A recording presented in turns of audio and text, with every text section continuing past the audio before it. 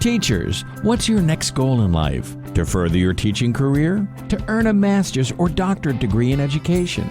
How about an additional certification? Or if you just need credit for Act 48? Gwynedd Mercy University's School of Graduate and Professional Studies is open for discovery. Visit accelerated.gmercyu.edu. That's accelerated.gmercyu.edu to learn more and discover the next. You're listening to Capers 32, episode 28. This track is called Stickman. I want to give a shout out to all the Stickmen in the world right now, holding it down out there. Michael Rappaport, G Moody, Gerald Moody, bless this beat. It's called Ballin'. Yeah. Go check out his SoundCloud. Cause I'm a Stickman. Moody Beats. Yeah. My name is Caper Lucero. I'm a Stickman. You know that I got some shit planned. Fired a J.O.B., but that don't mean I'm shit canned. Most of the ladies notice I got some big hands. Where them chicks at? I'm posted up like a kickstand. Looking for a big rack to show off my latest trophies. Hard body karate, these hotties just wanna know me. Whether it's a Hobby Lobby or if I'm just getting groceries. Mind fucking with my eyes, trying to get them to approach me. You don't know me, but if you're ever feeling lonely, tell your friends to get with my friends and we can all be homies. Let me be blunt, I get hungry when I smoke weed. We can make cheese sticks, my loaf and you roast beef. Show me you go the distance, I've been known to run miles. Netflix and chill, I'm free for a month trial. I look young and I'm hung, ladies love my dumb smile. Let's make a love child, my fuck style is buck wild. Stickman, yeah. Cause I'm a stickman, yeah. All right, this is the I AM RAPAPORT Stereo Podcast. My name is Michael Rappaport. This is the only non-fact-checking podcast in the world. Some people call me the Gringo Mandingo. Some people call me White Mike. Some people call me Mr. White Folks. The 2015-2016 podcast co-host of the year, G Moody, whose last name rhymes with Doody. He's actually on vacation this week. He's in Cancun. So I'm sure he'll come back with a lot of stories, anecdotes. He'll be well rested, well tanned, and I can't wait to hear about the adventures of G Moody, whose last name rhymes with Doody, in Cancun.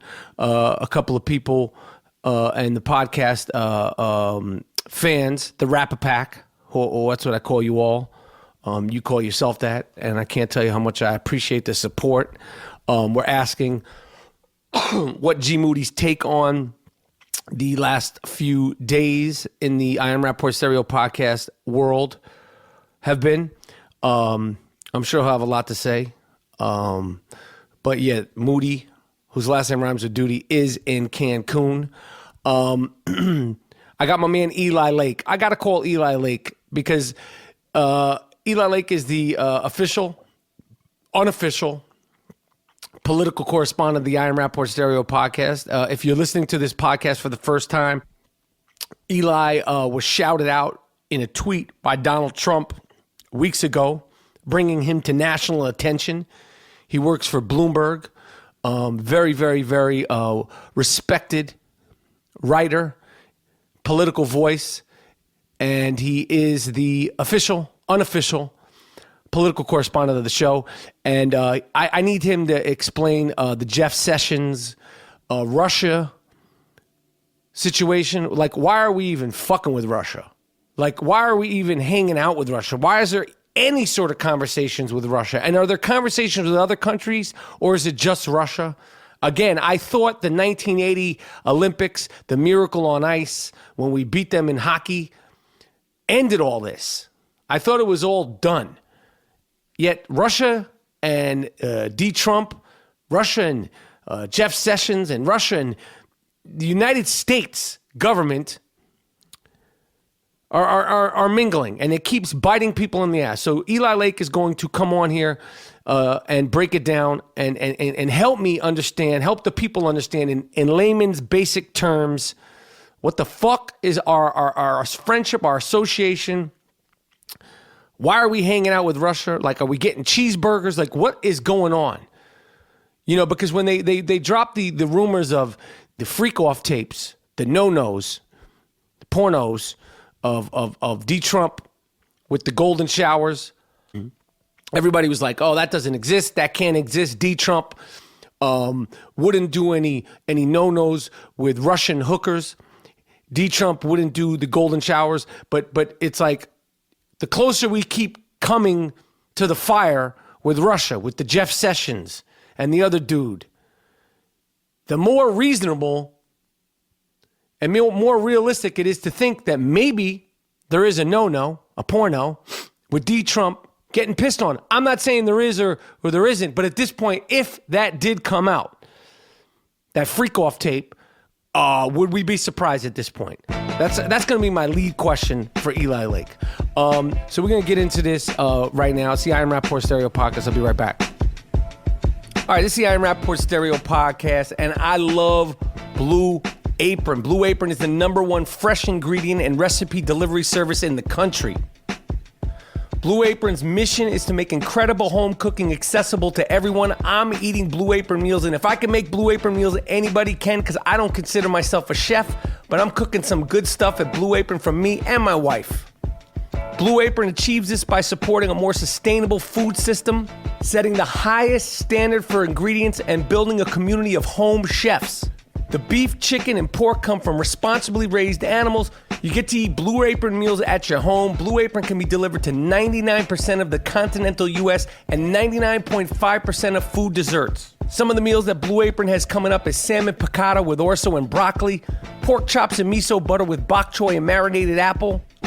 Yo, the whole thing is guaranteed. Blue Apron's freshness guarantees, it promises that every ingredient in your delivery arrives ready to cook, or they'll make it right. Yo, you're gonna love Blue Apron, okay? Check this week's menu out and get your first 3 meals free with shipping by going to blueapron.com/Rapaport. That's blueapron.com/Rapaport, RAPAPORT. Blue Apron's mission is to make incredible home cooking accessible to everybody. Play.it is your new podcast network for award-winning news programming and #1 sports brands to entertainment and business leaders. Welcome! We're gonna make you laugh. We're gonna make you think. Give you that news and information. Pop culture, reality TV. What's happening in business today? Relationships, dating. The biggest names in sports. Play.it is delivering storytelling at its best. Want to see something entertaining? Tune in. Hear what you've been missing at Play.it.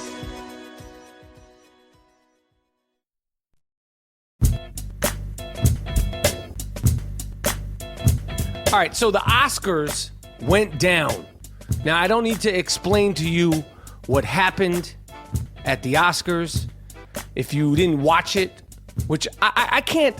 You know, this year with the Oscars, I stayed in the cut for 3.5 hours. I also sat there and watched the pregame, the walk-in, the pregame to the pregame walk-in, and man, by the time the Best Picture award was announced, I was like ready to turn the shit off, and then all hell broke loose. We obviously, you've seen what happened, and I want to get into the Oscars. We had a little problem with this fat sloppy fuck with the beard down in Florida who uses the beard to cover up his jowls.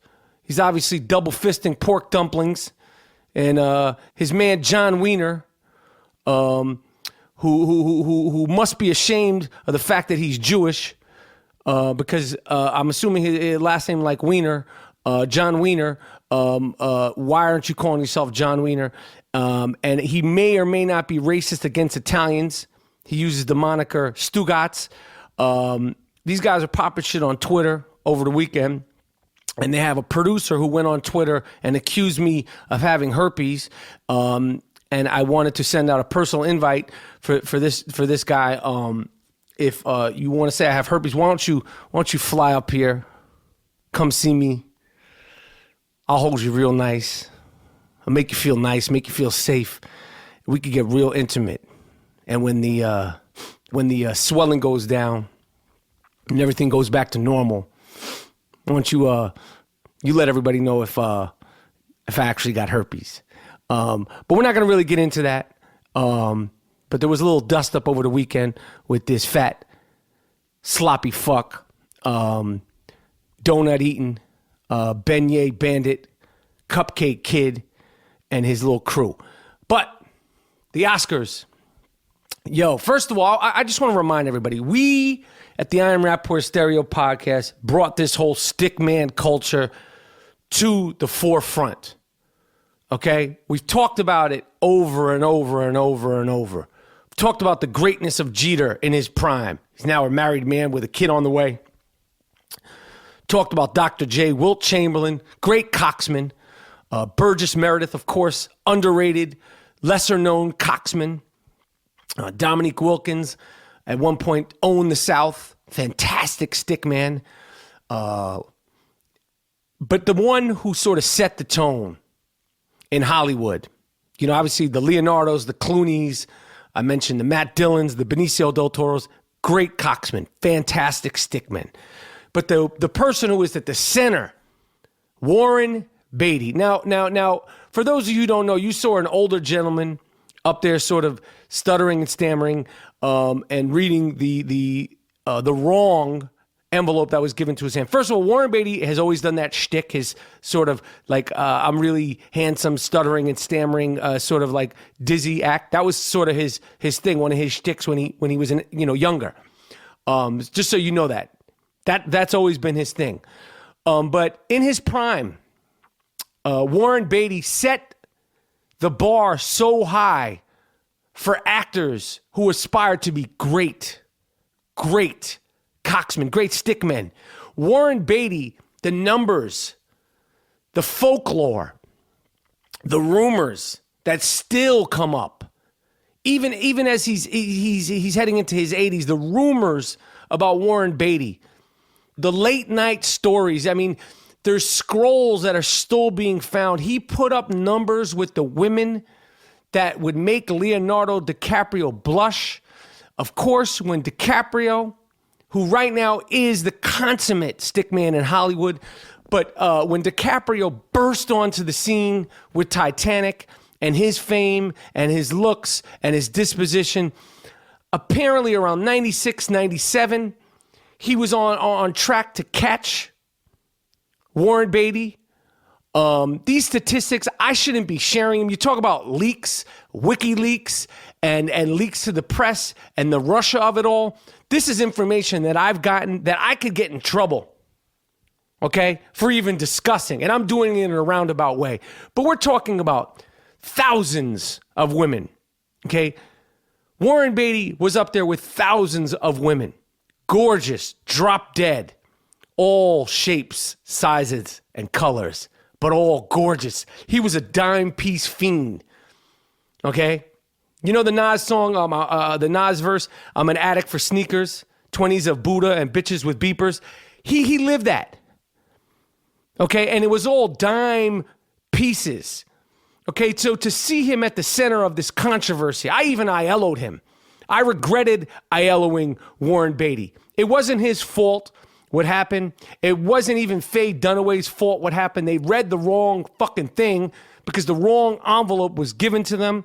I want to give a shout out to the producer of La La Land who shifted on a dime, who was up there giving his speech. His heart was probably racing, and I'm thank my mom and thank the Academy and thank everybody who worked on the film and thank you, Ryan Gosling, and what a star you are, despite the fact that you have no lips. Ryan Gosling is one of the great movie stars of our generation, famous white person with zero lips. That says a lot. He's doing so much with so little when it comes to his mouth.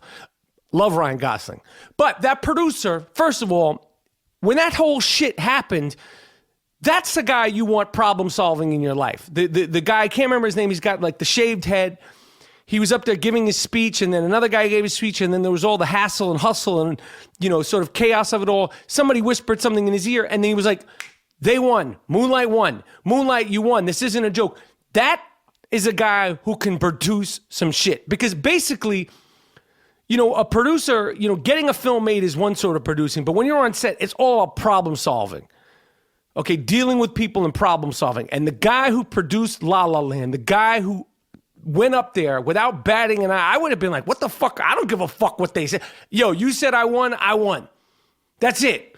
Fuck the other movie. We won.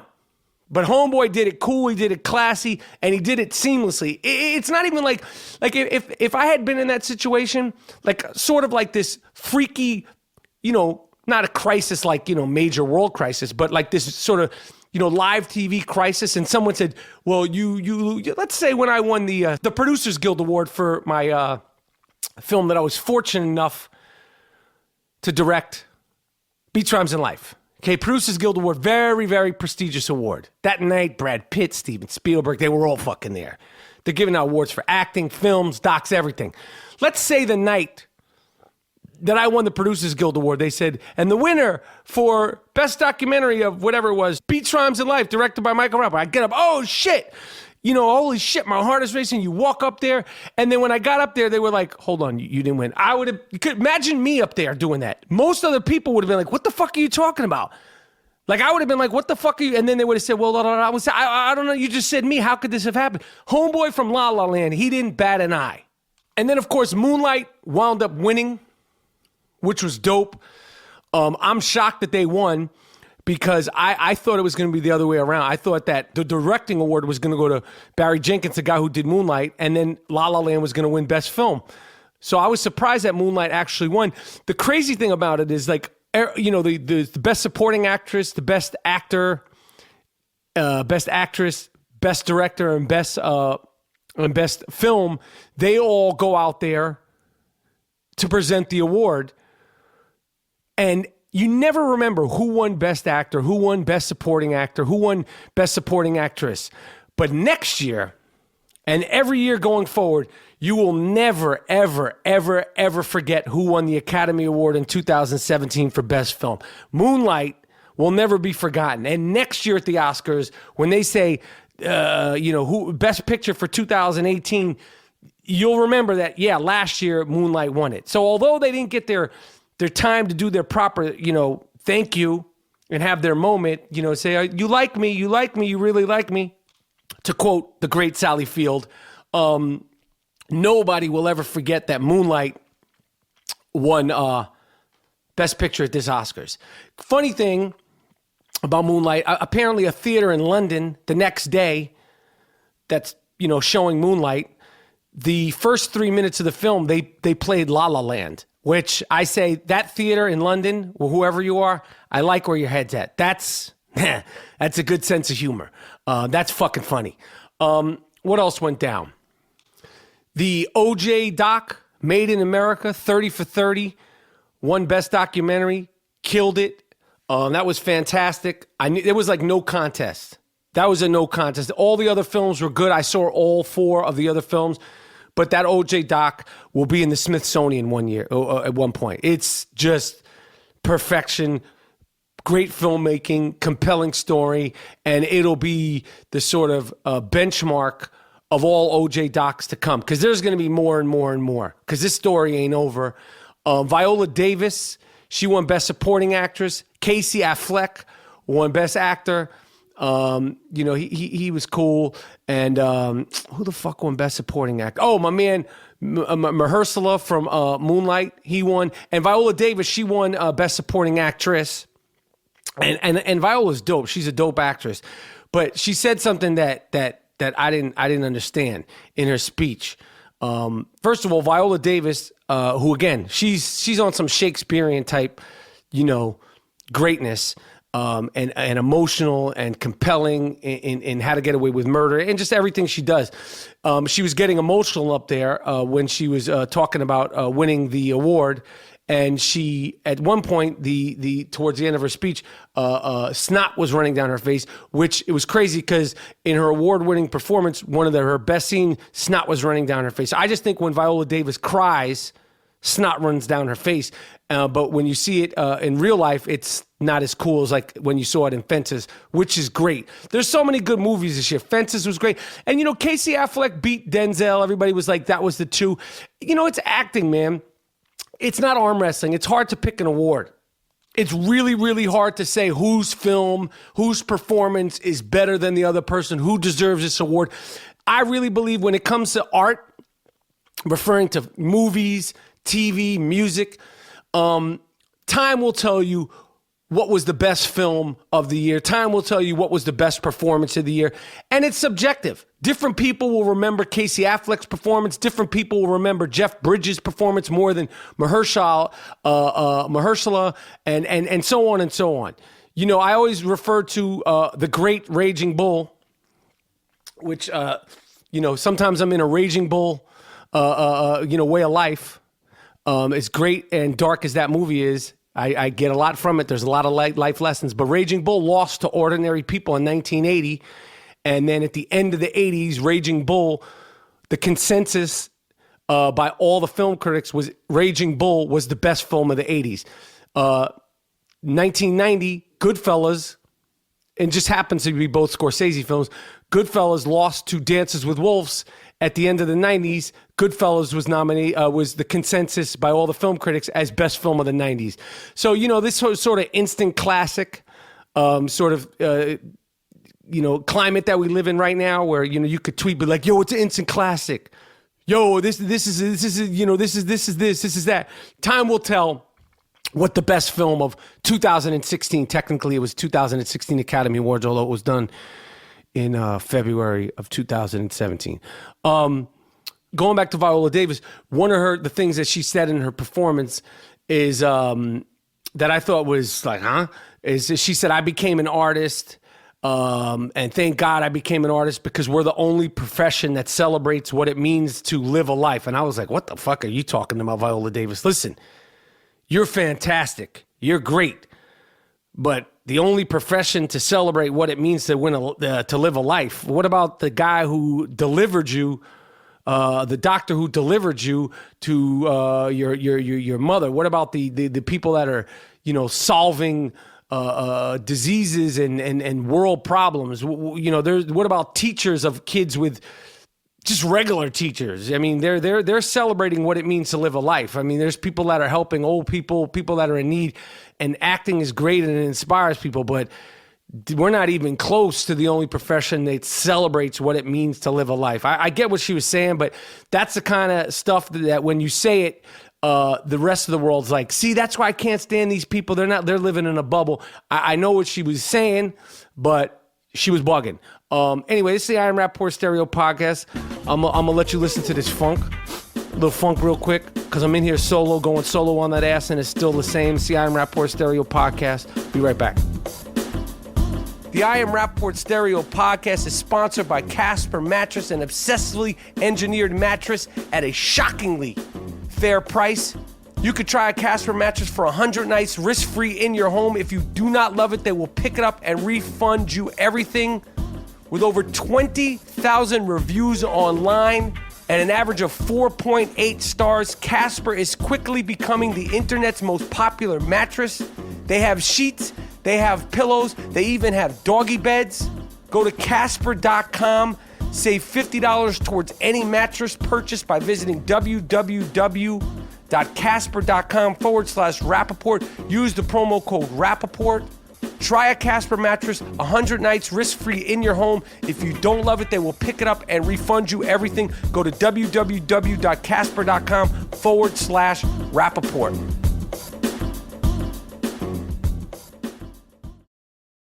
Play.it is your new podcast network for award-winning news programming and #1 sports brands to entertainment and business leaders. Welcome! We're gonna make you laugh, we're gonna make you think. Give you that news and information. Pop culture, reality TV, What's happening in business today? relationships, dating. The biggest names in sports. Play.it is delivering storytelling at its best. You want to see something entertaining? Tune in. Hear what you've been missing at Play.it.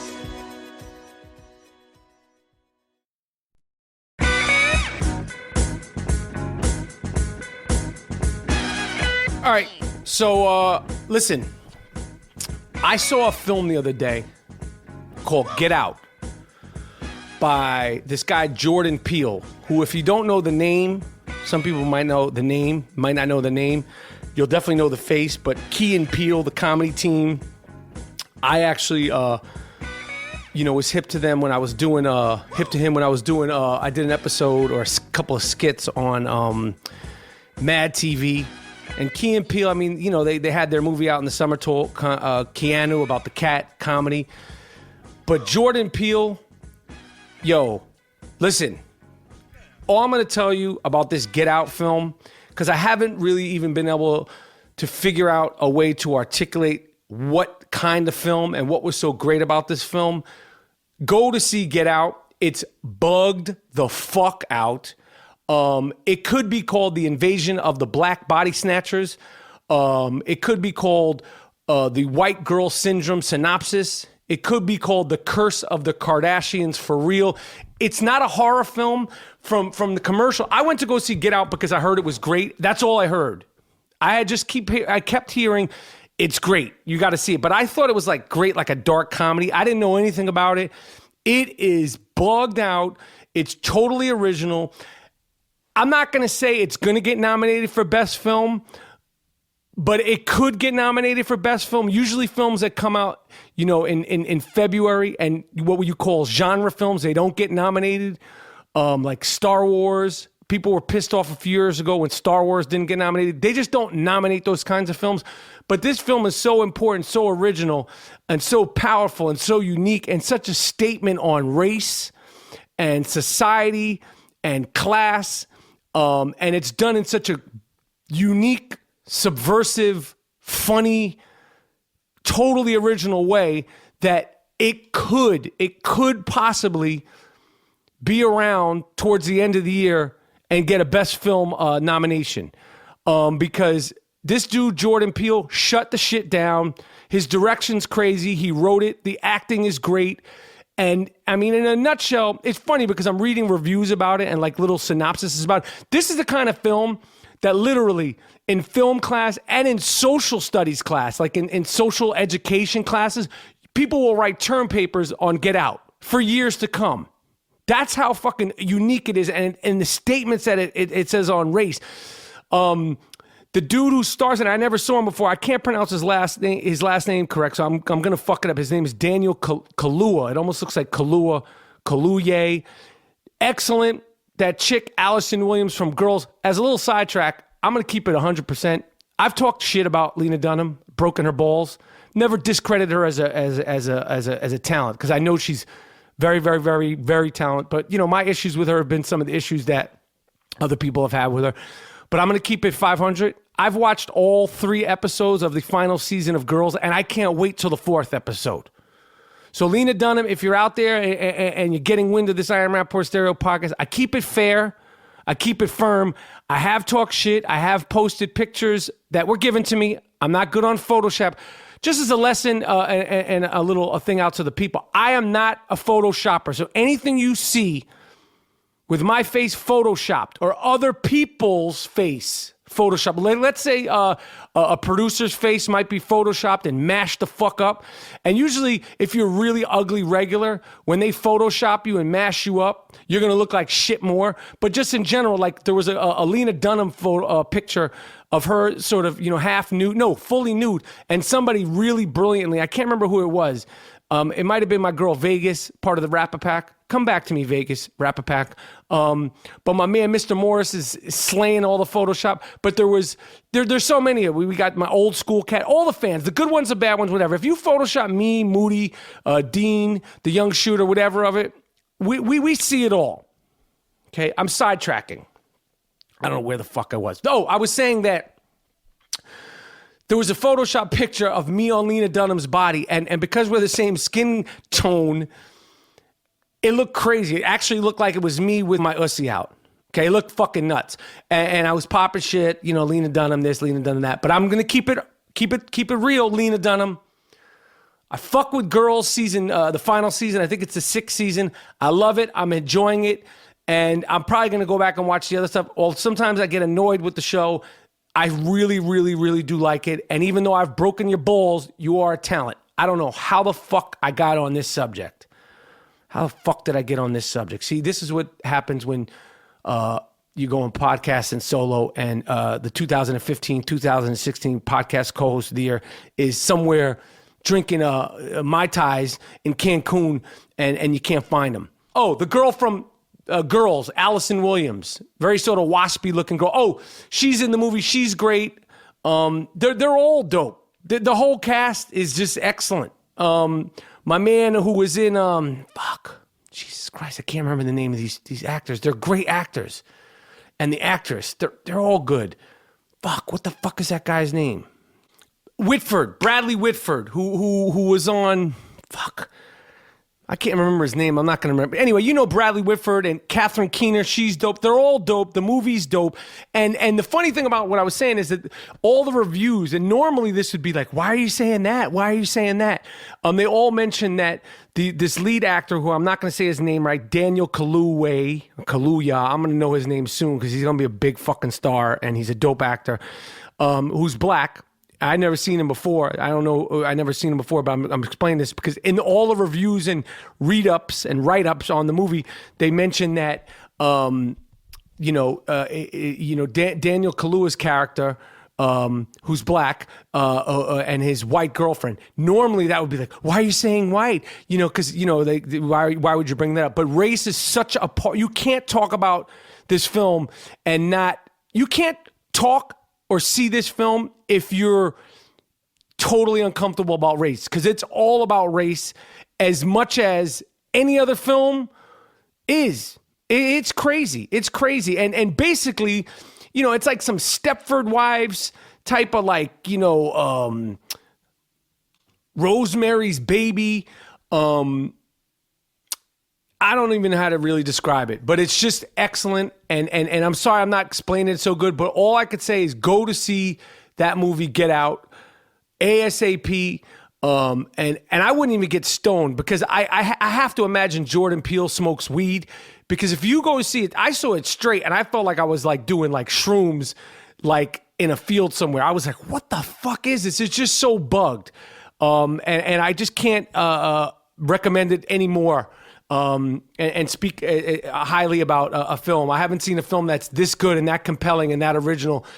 To be honest, the last time I saw a film that really sort of sparked me and tripped me out this much, and it's a totally different kind of film, it was that film City of God, which is another dope-ass movie, and I suggest you go see that movie. If you've never seen it, rent it on iTunes or Netflix. It's dope. It's a Brazilian gangster film, about coming-of-age film. If you never saw City of God, go watch that shit right away on iTunes. It's excellent. Groundbreaking cinematography, groundbreaking filmmaking. So many things have been bit from that film, and it's super dope. But I haven't seen a film that I really was like, I want to see this movie more than once since City of God. And I've seen a lot of films, and I've seen a lot of great films, but when I was watching Get Out, I was like, I'm definitely going to see this movie again in the movie theaters. And I don't leave my house, people. Okay, I don't leave my house because I'm afraid of the sun. I don't leave my house because I like to watch Real Housewives. I don't leave my house because I'm in here podcasting. I don't leave my house because I watch NBA. Okay, so if I'm going to leave my house, it damn well better be worth it. And if you go to see Get Out, trust me, it'll be worth it. It was a fucking dope-ass film. I don't know what else to say.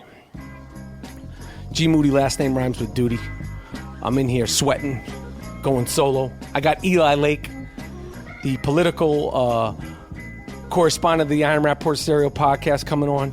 The Golden State Warriors are in trouble, but I feel like they'll persevere. But Zaza Pachulia, who's now part of the Golden State Warriors, the other day he fell back like in the first, 5 or 6, 7, maybe 10 minutes of the game. I don't fact check. It's the I AM RAPAPORT Stereo podcast. Why would I fact check? He fell on Kevin Durant's foot. Kevin Durant is out indefinitely for 4 to 6 weeks. Zaza Pachulia is 7 feet, and he wears a mustache, okay? And there's a lot of things wrong with that to begin with. Zaza Pachulia, shave your fucking mustache, okay? That's your penalty for hurting the team's best player, arguably his best player. You shave that fucking mustache, number one, because you look like a dick. Number two, you shave that fucking mustache, Zaza Pachulia, because you hurt your best player. And number three, we're going to go back to number one, you look like a fucking asshole. Okay, so until Kevin Durant is back on the court, you need to go face hairless. Okay, Zaza Pachulia, you hurt your best player.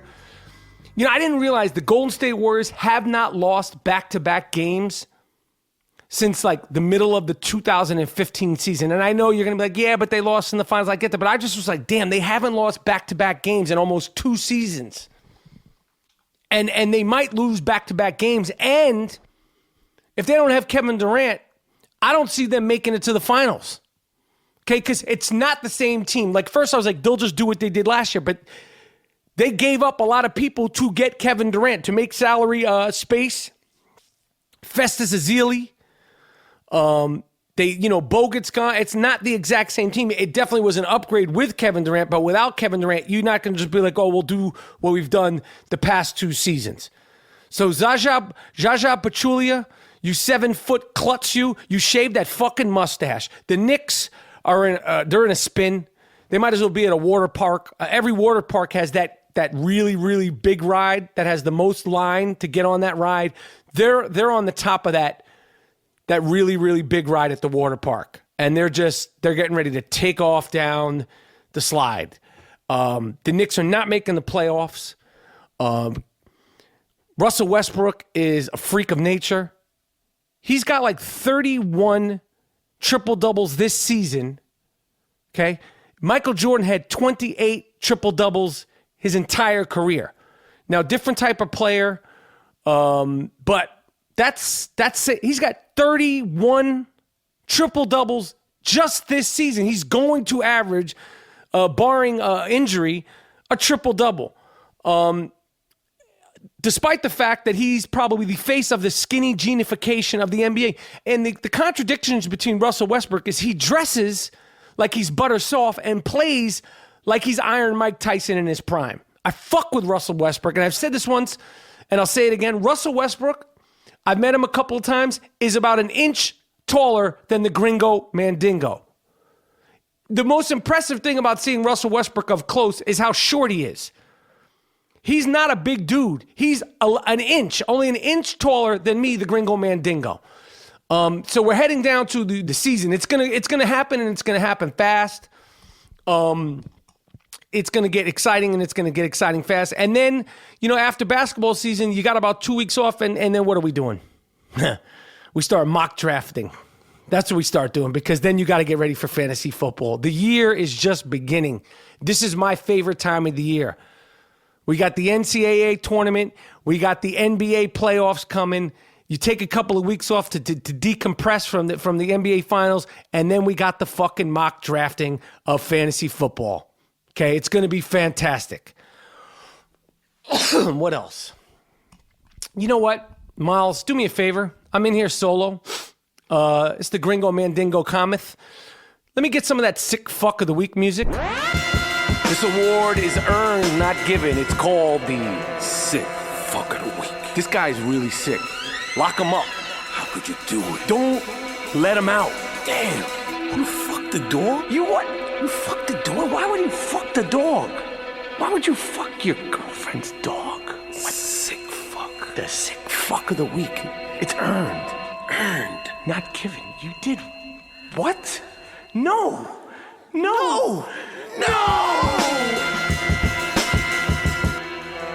I'm going to get into some sick fucks right quick.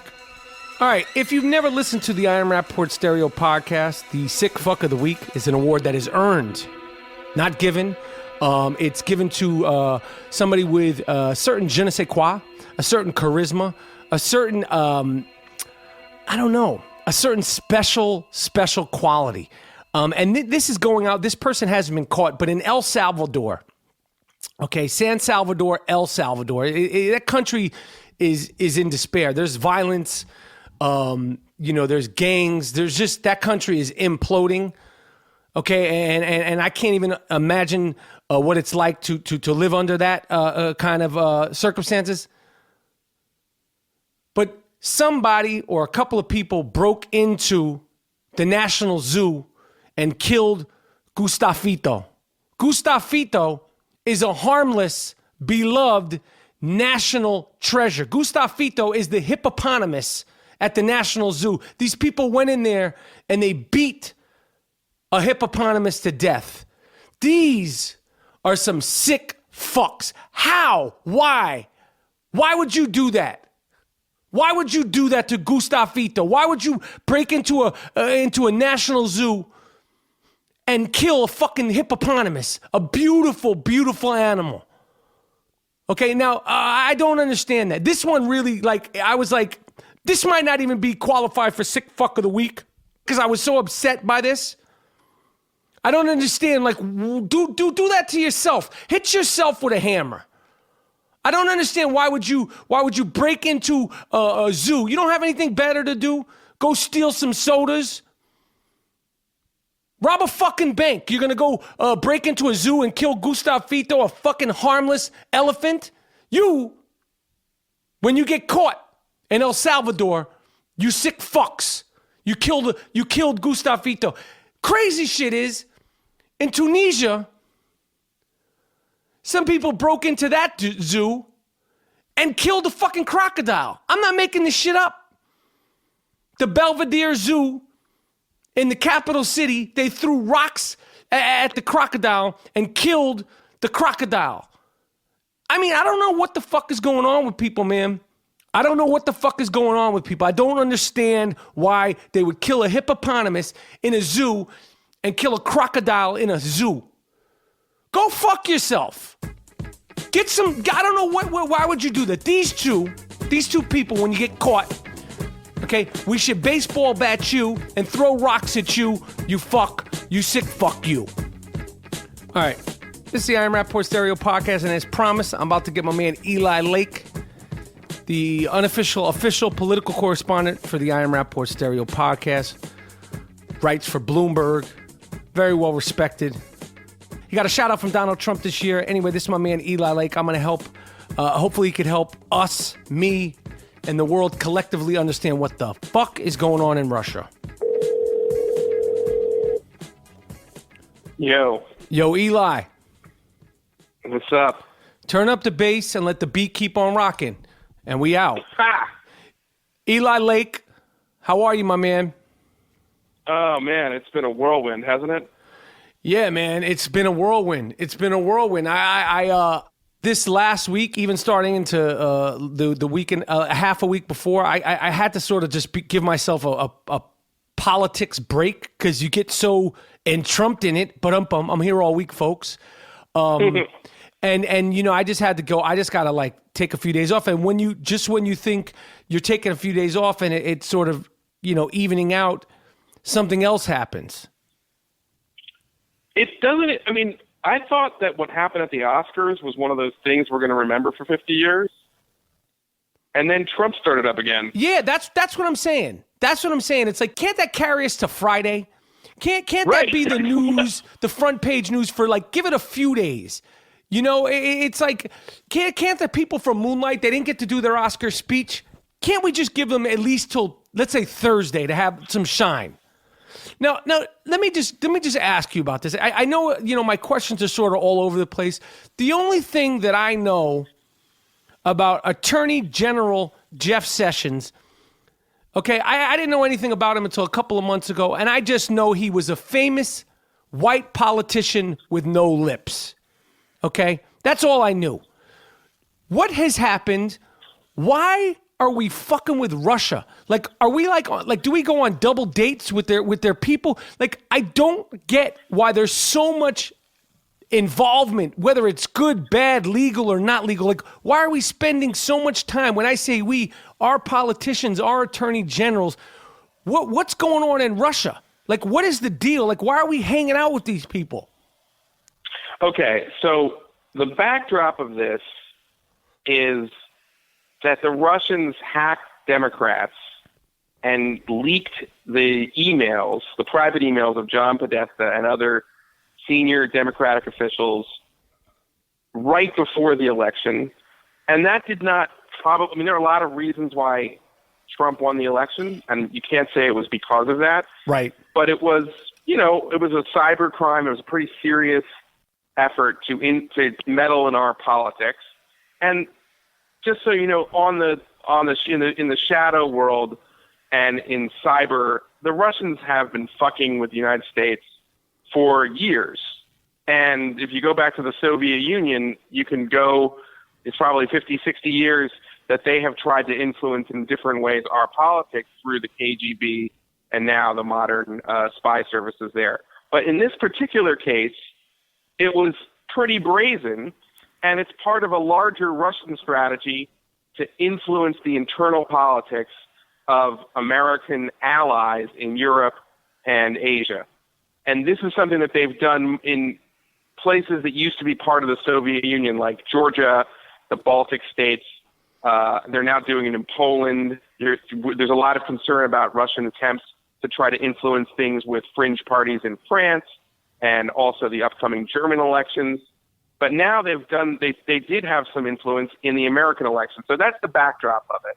And what everybody wants to know is, did anyone in the Trump campaign or people around Trump collude and cooperate and have contacts with Russians who, as they were doing this? And it gets very, very murky. And I don't even say murky, that's not the right word. It's a very tough call, because someone like Mike Flynn, the national security advisor, who resigned and was less than a month on that job that we last spoke about, he's supposed to talk to the Russian ambassador in the transition period. He's talking to lots of ambassadors. And when Jeff Sessions, who's the attorney general, when he was a senator, he was on the Armed Services let me stop you for a second. Yes. Just because it's like, this is one of these things where it's like the only bad question is the one you don't ask. Attorney General means what? He's the he's in charge of the Justice Department and technically the FBI. Mm-hmm. But the FBI is in many ways an independent agency. But he is the top law enforcement official. So all of the U.S. attorneys who prosecute criminals ultimately report to him. Gotcha. And he is the one who decides the law enforcement strategy of the federal government, which is extremely important and very powerful. Got you. Okay. I mean, and also, I mean, you could also say that part of the Justice Department and the Attorney General is also determines whether what the government does is legal or not, and defends the government when people sue it in court. But it's a very important job. All right. So when Jeff Sessions was a senator from Alabama, he was on the Armed Services Committee. And when he was on the Armed Services Committee, he met with the Russian ambassador. Again, that in and of itself is not incriminating or improper. If lots of senators meet with ambassadors, including the Russian ambassador, all the time. Mm-hmm. The problem is that he was the number one Trump surrogate. But even more suspicious, when he was asked, not did you ever meet with any Russians, he was asked, what would you do as Attorney General if you found out that Trump associates or people in the Trump campaign had met with Russians? He said, I haven't heard that. This is news to me. And I myself, I guess you could say I'm a surrogate, and I've never met with any Russians, when clearly he did. The Washington Post first reported that in September he had a meeting with Ambassador Kislyak, the Russian ambassador in Washington. And why did he say he never met with any Russians when clearly he did? And also I think he had a brief meeting during the Republican convention because the ambassador was there as well.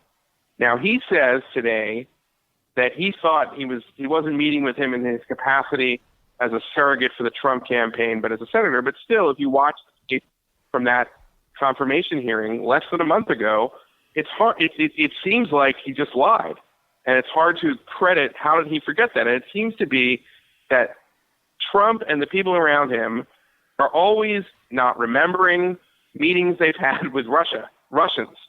And that's the thing, is that there's nothing improper really about what Flynn meeting with the Russian ambassador, and it's not even improper to necessarily talk about sanctions, but he said he didn't, and then they found out that he did. Mm-hmm. And then finally, Trump himself seems to only have wonderful things to say about Vladimir Putin, and that is just bizarre, because Vladimir Putin is one of, he's a menacing, predatory autocrat.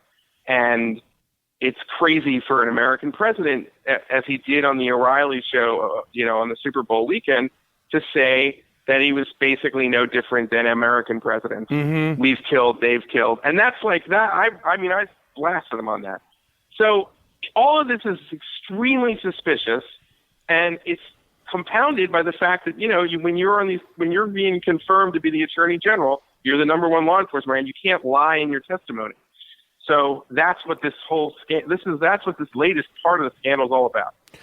Okay, that makes sense. Now, where do we go from here? When are the golden shower tapes coming out? Have you seen them? Do you know anybody that has seen them? Because I was saying earlier that, when that first came out, it's like, let's say people that were anti-Trump, they're like, I want to see it. I want it to happen. I want it to bury him. And then, but there's part of you going, there's no way this could actually exist. But the closer we get to, and the crazier things get, you're like, this didn't maybe probably come out of nowhere. Like these tapes might, like in basic terms, it's like you said, he's being so sort of over complimentary. He's going out of his way to compliment Russia. And he doesn't compliment anyone else. That's the other thing. Is that Trump is like the he's the Don Rickles president, right? Right. Like he's out there just he's calling CNN fake news. It's like everybody's got all except when it comes to Putin. What's that about? Exactly. He's the only one that he's got something nice to say. And you're like, well, the reason why he might be kissing up to him is because there might be some no tapes. That's neither here nor there. You're a professional. It's like if Trump is Don Rickles, then it's like Putin is Frank Sinatra. Exactly. He's running the Rat Pack. Now, right. What was the question I was going to say is, well, where do we go from here? Like, when is this going to end, or is it just never going to end, Eli? And I know you're not, you can't predict things. It's not like you're going to, I'm not Gerald Moody. No, you're not G Moody, who, by the way, can't be on the phone. I'm not going to predict that. No.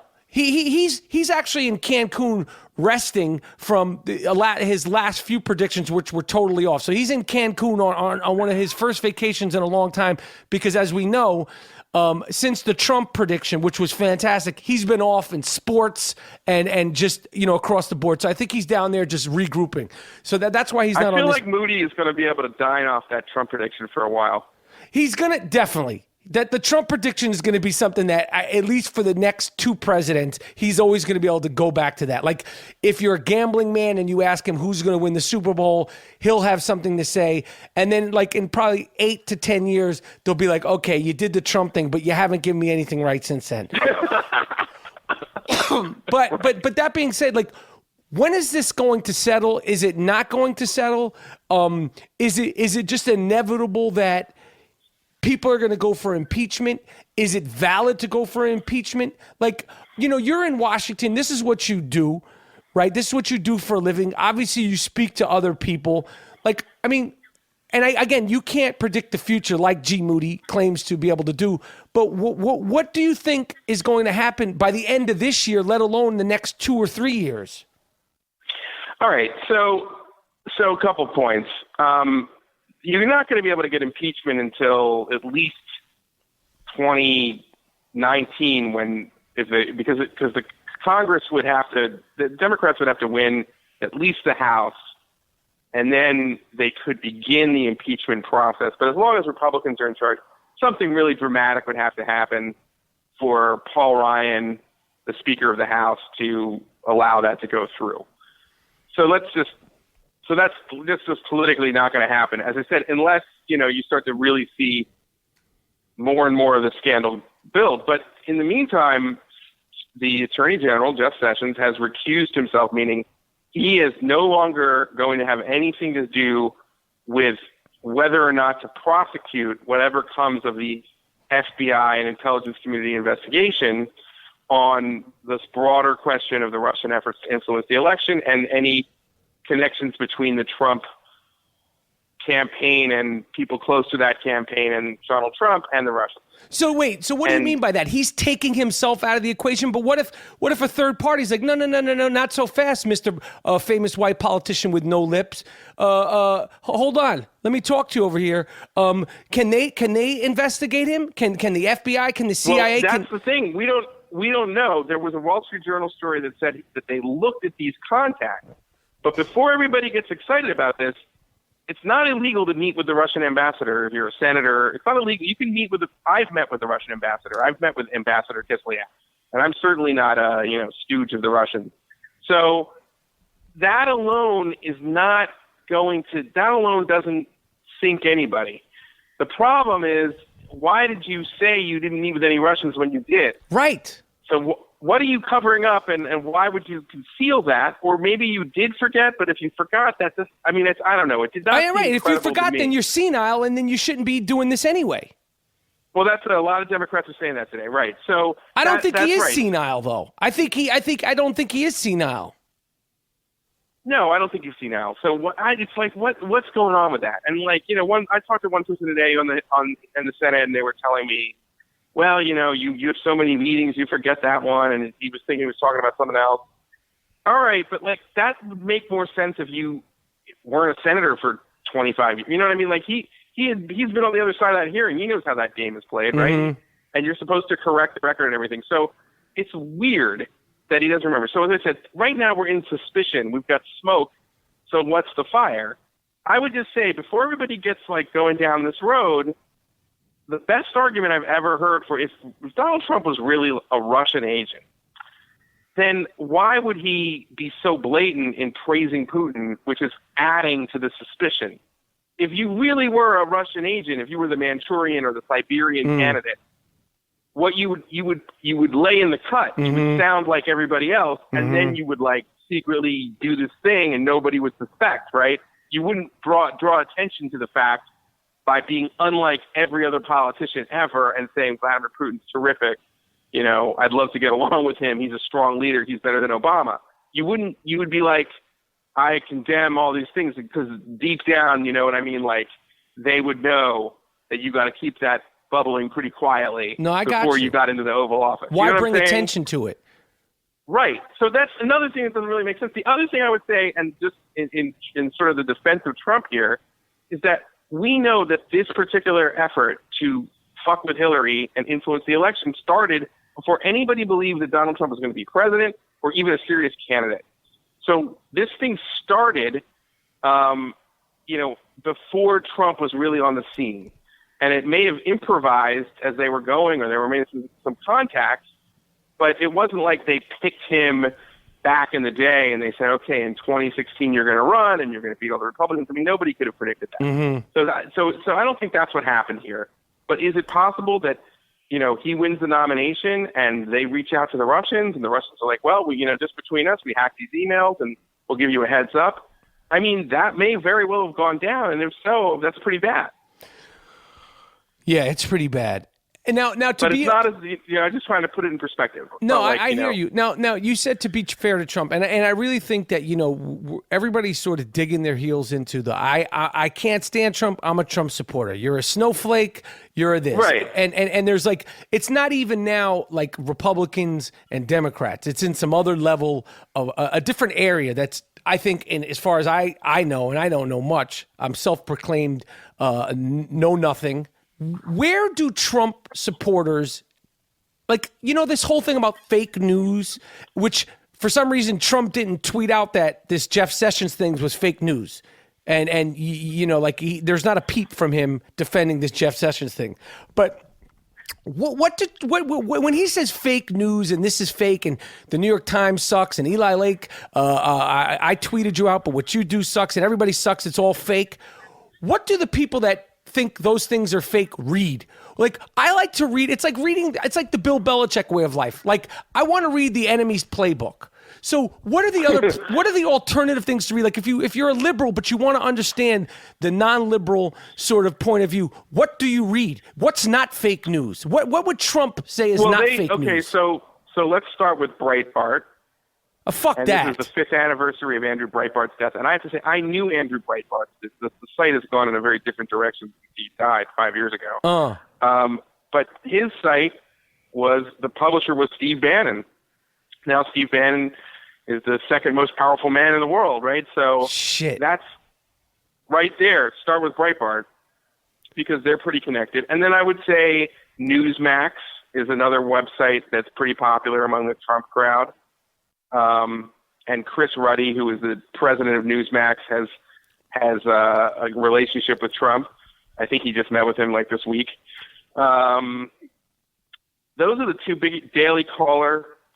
I think they like the Daily Caller. They read the Washington Examiner, or they're at least the reporters in the Washington Examiner seem to have some access. I mean, this is elements of the right-wing press, but I started off with a paper called the New York Sun, which was conservative in New York, but I don't think the people who came from the New York Sun are throughout the liberal media now. And I mean, we were a very different kind of newspaper operation, I think, in some ways, than that. And there's just a huge divide, I think, because of Facebook in general, and people just kind of go into their silos, and they get a lot of news just on their social feeds. And sometimes that stuff, as we know, can just be total bullshit. Right. And that's not from a particular news operation. That's just like some Macedonian teenager or some Russian agent putting out some fake news, and that goes crazy, right?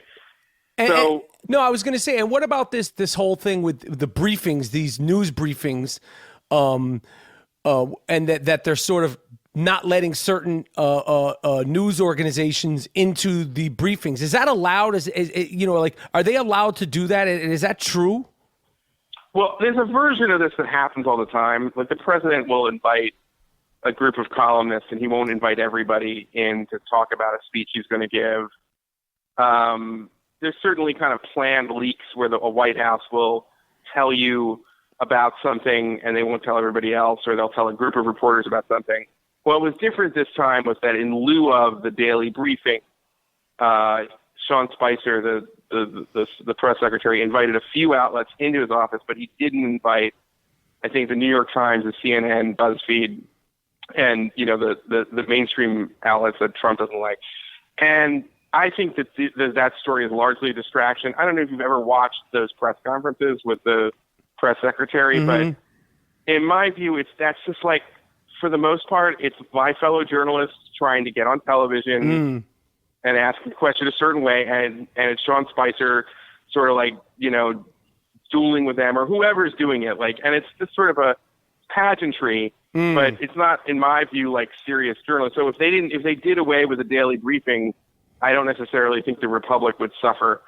But what matters really is that you want the White House to put out, as much responsible information that's not fake as possible, and you want them to have a policy where there's a lot of open access. So when they promulgate regulations or issue executive orders or proclamations and such, you want to be able to see that and ask people questions about what it means. So you can just say, well, the government did this today because it's our government. For us as a democracy. And so we have to see is the Trump administration going to be radically less transparent or less open than most modern presidencies? And so far, they're just incompetent, right? They're not doing the things that you need the government to do. I got you. But they also sort of show that tendency too. And it's also not a good look when the president says that me and my people in the media are the enemy of the people. That's nuts. Give me a break. I agree because it's trying to make it like. I don't like that, and it's just like I hope he tones that down, because he's the last one to say that he loves the media. He's obsessed with us. He loves it. He loves it. I think that's all he does is watch cable news. Yeah, right? I agree. Watch cable news and listen to the I Am Rapaport stereo podcast. Oh, it would be so great if you listened. I'm sure we would love it. It's easy because you guys are the first to be like, he's got that New York swagger. That's true. He got that shit down. He got it down in spades. That shit talking New York swagger. Yep. And Hillary never had it. Nope. And here we are. All right, cool, Eli. This was good. I appreciate it. It's informative. I really, think it's important. I encourage people to ask questions and not be ashamed, even like when you're like, what is an attorney general? Because I think that we take these things for granted. And, I think whether you agree, don't agree, ask questions and to continue everybody to educate yourself and be aware, keep your head on a swivel. Yo, Eli, where can people read your stuff? Where can they find you to follow up on what you're doing when you're not here on the I Am Rapaport Stereo podcast? Okay, so the easiest thing is to just Google my name, and you'll see my author page at Bloomberg come up, and you'll see I have a bunch of author pages in the places I've worked, but mainly if you just Google me, usually you'll see. And also on my Twitter, which is Eli Lake, I just put my stuff out there. And a lot of I Am Rapaport people, I follow them back. I follow the Rapapack. Yeah, the Rapapack is a good, tenacious, loyal crew. All right, Eli, I appreciate this information. I appreciate you coming on the show. Next time you come on, G Moody will be rested, tanned, and ready to make predictions to the world with you. And and I'll talk to you soon, my man. All right, my man. Thank you. All right, Eli. I'll talk to you soon. Thank you. All right. Yo, all soft-ass I Am Rapaport Stereo podcast t-shirts are available at districtlines.com/I Am Rapaport. We got the 5-star stereo podcast tee the I Am Rapaport Stereo Podcast zip-up and pullover hoodies, the full Iverson t-shirt, the Stickman t-shirt collection, the I Don't Fact Check, the Hard Body Karate t-shirt for men and women. Go to districtlines.com/I Am Rapaport. Yo, the people have spoken. We are a 5-star podcast. We've even got soft-ass t-shirts to prove it. Anytime you hear something on the I Am Rapaport podcast that is 5-star worthy, go to iTunes and give us 5-star reviews. You could do it as many times you want. Leave us a review. We see everything. Ask a question. ILO us. Whatever you want. Hit up iTunes. Give us a review. The good, the bad, the indifferent, whatever you want. We want to take over iTunes. They still don't show us the love we deserve. All right. What can I say? That's my man Eli Lake, Bloomberg reporter, official, unofficial, political correspondent of the I Am Rapaport Stereo Podcast. Yo, I got this watch. I'm not really a watch dude, but when we were down in New Orleans, Tissot, Tissot, I haven't worn a watch since my kids were really young because when I was carrying them, when they had diapers, it would get caught on the diapers. And then if they had like a shit diaper, the shit diaper would get caught on my watch. But now I'm back to rocking a watch. So I want to thank the people down there in New Orleans, the Tissot people, Tissot, who hooked me up with this dope watch. I'm back to wearing a watch. I look good. I feel good. And if you want to have a good time, you got to have a good watch. What else? Yo, the I Am Rapaport Stereo Podcast is a worldwide phenomenon. The Golden State Warriors have lost the 2 games for the first time in I don't know how long. That's it, man. We're done. We're having fun. We got plenty more to come. That rhymed. I didn't even do it on purpose. You could check out the TuneIn app. Yo, we got a dope show with Kenyon Martin, the 2-man weave. We're interviewing all sorts of people, talking all NBA on TuneIn, the 2-man weave every Wednesday on the TuneIn app. Forget just sports. We talked about it before. All the music, all the podcasts, all the audio books, radio stations all over the country. Anything you want to hear, you can listen in your car.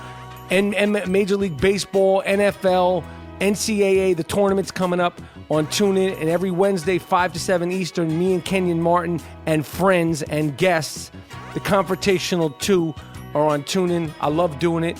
Kenyon is my man. You heard his podcast. He keeps it rough, rugged, and raw. That's it. I'm done. Thank you to Eli Lake. It's been a fun episode, and everybody, cool out. 'Cause I'm a stick man. Yeah. 'Cause I'm a stick man. Yeah. She wanna see me even though I barely know her. She heard me on I Am Rapaport, then invited me over. I told her I'm on my way.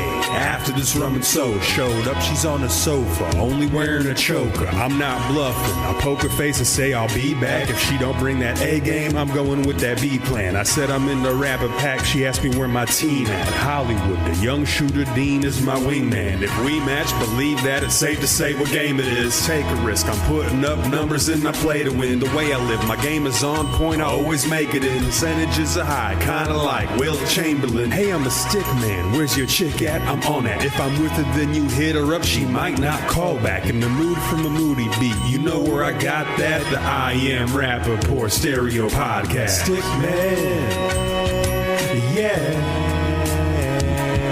'Cause I'm a stick man, yeah. 'Cause I'm a stick man. Yeah, 'cause I'm a stick man. Yeah, 'cause I'm a stick man. Yeah, 'cause I'm a stick man. Yeah, 'cause I'm a stick man. Yeah, 'cause I'm a stick man. Yeah.